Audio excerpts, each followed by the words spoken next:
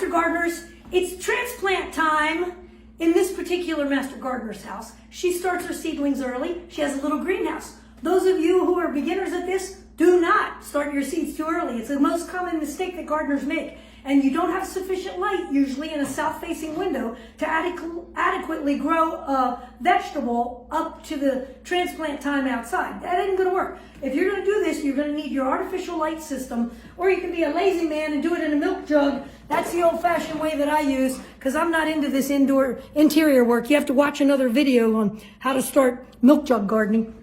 But for those that have the plant lights and the system at home, be sure to follow. The University of Maryland has a wonderful calendar. This is a vegetable planting calendar, and it tells you exactly when to germinate your seeds. So be sure to go to the University of Maryland website. So if you've got the artificial light set up, and you probably put a heat mat under them to germinate them, as soon as those seedlings came up, that heat mat came out. She kept them covered at first, but as soon as they germinated, she got that cover off of them, and now she's been growing them for as much as 3 to 4 weeks now. I think she's got them up to now. She's got tomatoes here. We've got some peppers. How do you know when to transplant? You're going to look real close at this particular seedling. Notice how these two leaves look very different than the mature leaves look. These two juvenile leaves are called the cotyledon leaves or the seed leaves. They're preformed in the embryo, and they are packed full of nutrients to help the baby grow. But once the true leaves come out, the plant is able to make its own photosynthetic food, and it can sustain itself. And this particular master gardener comes in and removes these cotyledon leaves. If you look over at this seedling, she's already pinched off her cotyledon leaves once her plant gets mature, because she's encouraging it to develop its own root system and grow up.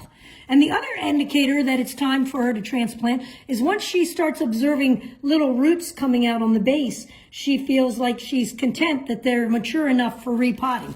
So let's demonstrate how we're going to do this. She likes to start in peat pots because she likes the air movement around them. She just pulls them off. She takes them out of this peat pot. She's going to recycle these. She tears away her peat. She lifts her plant out. As you can see, we've got some nice little roots on there. See the little root system, well developed. Remember, ahead of time, you need to make sure you've got your plant labels already done, because you sure don't want your seedlings to get confused.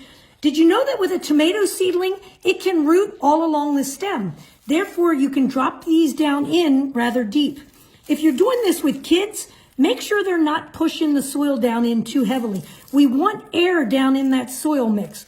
So we don't want to press down on it too tightly, but we want to kind of fill it up to almost the top edge, and then she's going to water them in. It's always helpful to give it a little bit of a drink from the top to get that capillary action working. And after she waters from the top, she lets the water come from the bottom. She waters from the base with these nice peat pot. So that's a benefit of a peat. Now looking at these here's her two little peppers that are ready for transplanting. You can see she's got a nice developed root system on them. She had 2 in the container to begin with. So we're going to separate these into little individuals. We're going to do the same thing. Oh, look at the nice root on that one. We're going to make a little hole. Make sure we're getting it down. Oh, I'm handling it wrong. Did you see that? That's one of the mistakes. You shouldn't handle a seedling by the stem. You should handle it by these cotyledon leaves when you're transplanting, so that you can be sure that you're not killing your plant. So you handle it by the cotyledon leaves during transplant. If you were to damage that little stem, you would lose it altogether. And for my little pepper, I don't want him in the ground too deep. So if I need to, I even lift him up, sprinkle my soil around him, settle it a little bit. I'm going to lift him a little and add a little more soil around him. Put a little soil around.